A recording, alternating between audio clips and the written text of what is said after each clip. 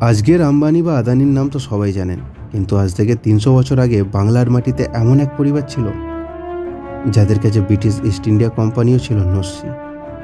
তারা চাইলেই গোটা ব্রিটেন দেশটাকে কিনে নিতে পারতেন।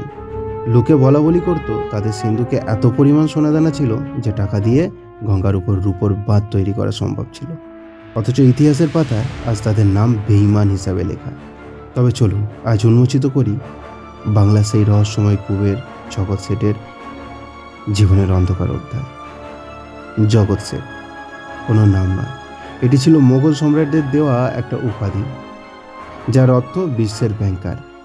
তবে তার আসল নাম ছিল ফতেহ চাঁদ, যাকে ১৭১৫ সালে মোগল সম্রাট এই উপাধি দেন। আজকের হিসাবে তাদের সম্পত্তির মোট পরিমাণ ছিল $১৬০ বিলিয়ন। বিখ্যাত ঐতিহাসিক উইলিয়াম ডালরিম্পল তার বইতে লিখছেন, সেই সময় পুরো ব্রিটিশ ইস্ট ইন্ডিয়া কোম্পানির যা আয় ছিল তার থেকেও বেশি সম্পদ ছিল এই জগৎ শেঠের সিন্ধুকে। বলা হয় তাদের সিন্ধুকের চাবি এত বড় ছিল যে ২-৩ জন মানুষ লাগতো সেটিকে ঘোরাতে। কিন্তু ক্ষমতার লড়াইয়ে সবসময় টাকা কাজে আসে না। নবাব সিরাজউদ্দৌলা ছিলেন তরুণ এবং জেদি।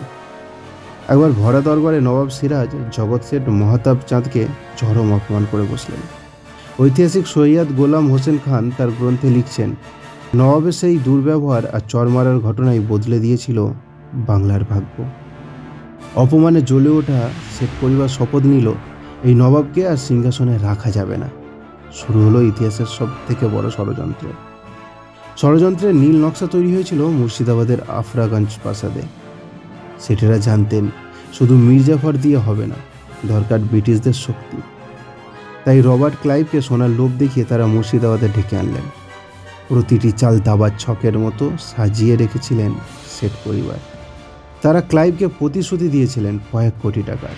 সিরাজের নিজের সেনারা যখন যুদ্ধের মাঠে পুতুলের মতো দাঁড়িয়েছিল, তখন শেঠ পরিবার আড়ালে মুচকে মুচকে হাসছিলেন। কারণ তারা জানতেন বাংলার স্বাধীনতা তারা ব্রিটিশদের কাছে বিক্রি করে দিয়েছেন। কিন্তু বিশ্বাসঘাতকতার ফল কখনো মিষ্টি হয় না। সিরাজের পতনের পর শেঠ পরিবার ভেবেছিল তারাই এবার বাংলা চালাবেন, কিন্তু না। পরবর্তী নবাব মীর কাসিম তাদেরকে মুঙ্গের কেল্লার উপর থেকে গঙ্গায় ফেলে হত্যা করেন। তাদের সেই বিশাল সাম্রাজ্য, সেই কুবেরের ধন সম্পত্তি ধুলোয় মিশে গেল। আজ শেঠেদের সেই রাজপ্রাসাদ গঙ্গার তলায় তলিয়ে গেছে, শুধু রয়ে গেছে এক বেঈমানির তিক্ত ইতিহাস।